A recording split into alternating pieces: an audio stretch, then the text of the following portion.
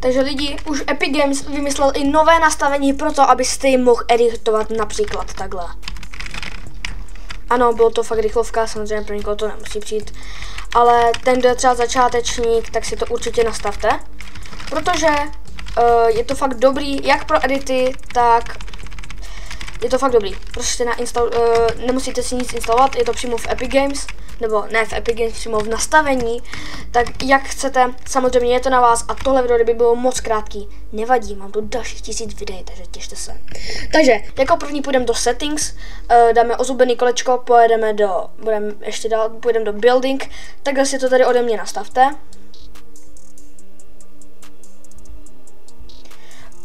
Potom jak to máte, dáte normálně jenom jako upload, potom dáte normálně jenom uložit, jo.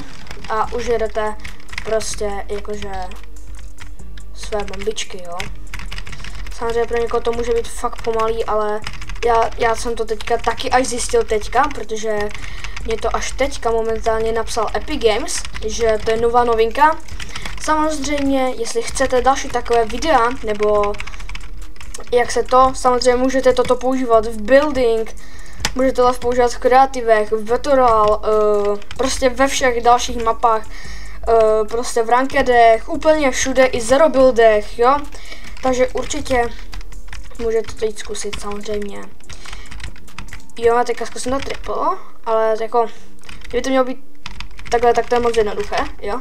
Viděli jste, nic nemačkáte, jenom záleží na čem máte nastavený building, někdo to má nastavené na Q, E, F, G, možná i někdo C, nevím.